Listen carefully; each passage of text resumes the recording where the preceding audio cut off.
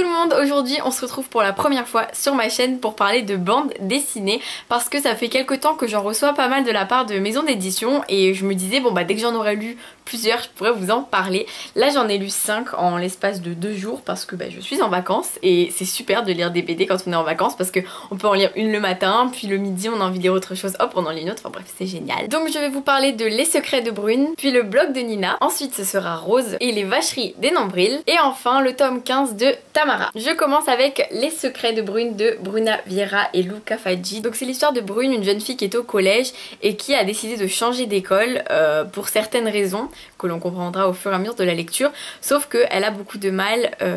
à s'habituer tout simplement et elle a très peur de ne pas se faire d'amis, de ne pas réussir à aller vers les autres. C'est vraiment un petit livre très intéressant sur l'enfance, le début de l'adolescence, la difficulté qu'on a à aller vers les autres, mais aussi le fait que il faut oser parfois pour pouvoir faire de nouvelles rencontres parce que les autres ne viennent pas toujours vers nous et il faut savoir faire le premier pas. L'auteur Bruna Vieira s'est un peu inspiré de sa vie et c'est ce que j'ai trouvé assez beau pour plusieurs scènes et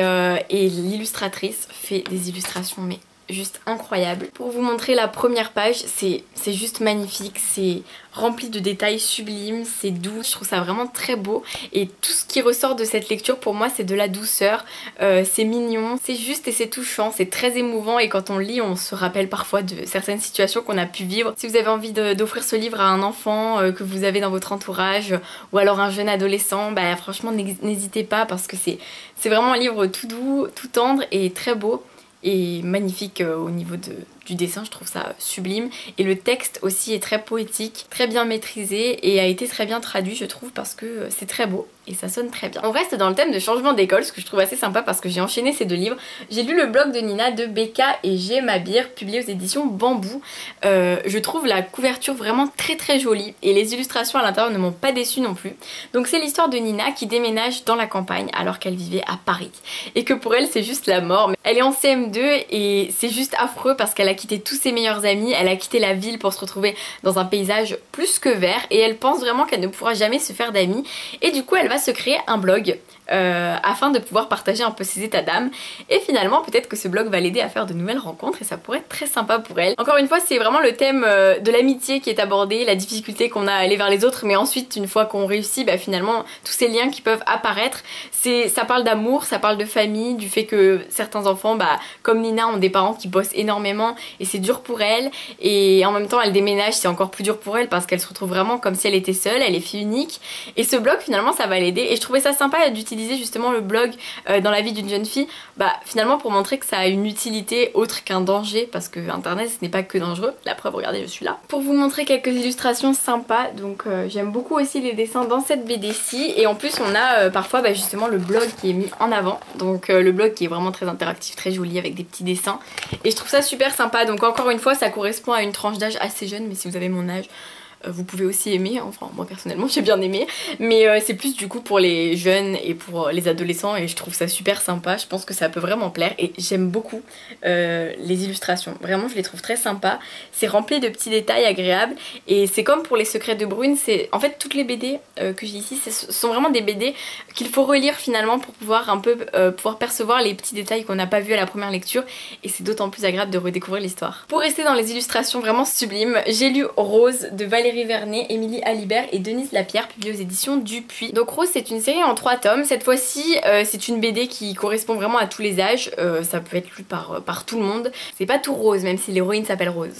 Donc Rose elle a la faculté de se dédoubler, c'est-à-dire qu'elle peut sortir de son corps, laisser son propre corps sur place, assis par exemple dans ses pensées et elle peut sortir et aller écouter les conversations des gens qui sont autour d'elle et qui bien sûr parlent d'elle parce que je pense que si on faisait ça on se rendrait compte qu'il y a plein de gens autour de nous qui parlent de nous dans notre dos. Rose elle peut s'en rendre compte et il se trouve que son père va se faire abattre dans de mystérieuses conditions et elle va décider d'enquêter malgré elle sur ce meurtre et justement l'enquête va se dérouler sur les 3 tomes donc là ce n'est que le premier que j'ai trouvé très beau, très intéressant mais si j'avais un petit détail qui m'a un peu dérangé finalement c'est la longueur, je l'ai trouvé un petit peu trop court parce que je sais pas, je trouvais que ça s'enchaînait très vite et que du coup vu qu'il est en 3 tomes on a vraiment qu'un début et j'ai quand même très hâte d'être en septembre pour pouvoir lire la suite mais voilà c'est la seule petite chose qui m'a un peu dérangée, mais sinon si l'histoire vous tente, c'est vraiment, je trouve que c'est vraiment un bon début, c'est intéressant, c'est mystérieux, il y a plein de suspense, on a quand même quelques éléments de résolution et j'ai hâte de savoir la suite. Voilà un peu à quoi ressemblent les illustrations. Donc ici on a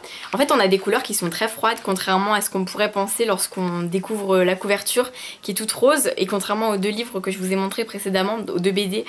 qui ont des couleurs très chaudes justement, beaucoup plus chaudes, beaucoup plus douces du coup, et plus positives. Ici c'est vraiment très noir parce que le premier tome est noir, mais certainement que les deux autres BD seront je sais pas si elles seront plus joyeuses, mais du moins on va avancer vers la résolution de l'enquête, donc peut-être qu'on va changer un petit peu au niveau des couleurs, au niveau du style, je ne sais pas. Ensuite j'ai lu deux BD d'un style totalement différent, comme je vous le disais tout à l'heure, Tamara et les Nombrils, qui sont des BD à plusieurs tomes, même de nombreux tomes, et qui ont des dessins un petit peu plus classiques, et ce sont des BD comiques, donc c'est totalement différent des autres BD que je vous ai présentés juste avant. Donc ici on a les vacheries des Nombrils de Delaf et Dubuc, c'est la nouvelle série des Nombrils, d'habitude c'est les Nombrils, et là c'est les vacheries des Nombrils. Je ne sais pas si c'est encore pire que d'habitude, mais c'est quand même horrible. Donc on a Karine, Jenny et Vicky. Donc Karine et Jenny, elles étaient meilleures amies quand elles étaient petites, puis ensuite elles se sont éloignées. Karine et Vicky sont devenues meilleures amies, elles se sont toutes retrouvées, et sauf que Jenny, la pauvre, c'est juste la moche du trio en fait. Les deux là, ce sont des petites pain-bêches un petit peu trop belles qui ont 3000 mecs derrière elles, puis Jenny, la pauvre, c'est celle qui supporte les caprices des deux folles là. Et sincèrement, c'est vraiment drôle, même si au début on a tendance à trouver ça horrible, finalement les blagues sont vraiment amusantes. C'est une BD qui se lit en plus de temps que d'autres BD que je lis d'habitude. Justement celle-ci elle est vraiment complète, il y a beaucoup de dialogues,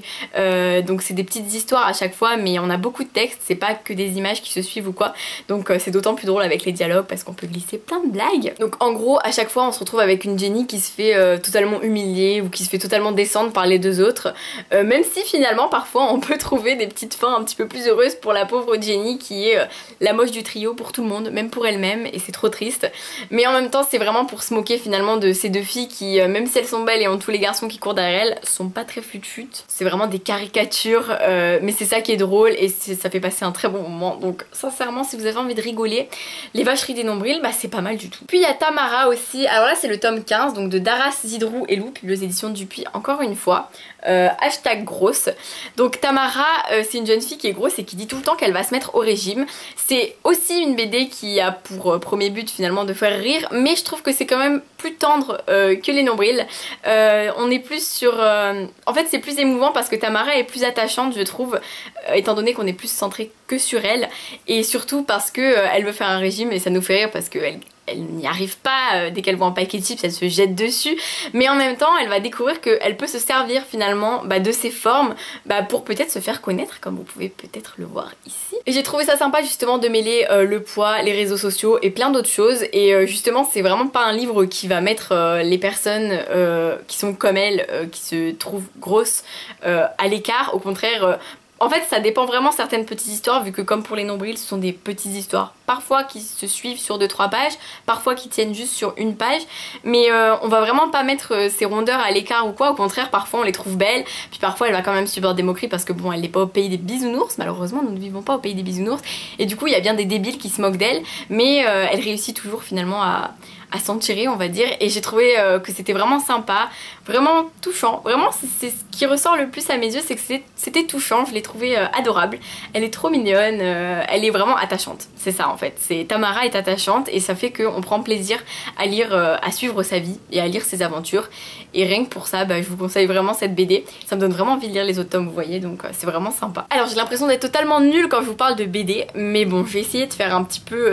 ce qui me semblait bien pour parler de livres, et puis j'ai essayé de vous donner mon avis de manière honnête de toute façon. En tout cas toutes ces BD m'ont bien plu, sincèrement j'étais surprise parce qu'en 5 jours je me suis dit bon ça se trouve il y en a vraiment qui vont plus me plaire que d'autres, non sincèrement je suis contente parce que je les ai toutes bien aimées, donc ça me fait plaisir. Chacune elles ont un rôle différent à mes yeux, vraiment pour rire, souvenir, certaines un peu plus complètes que d'autres, un peu plus de dialogue qui se lisent plus ou moins vite, c'est très varié.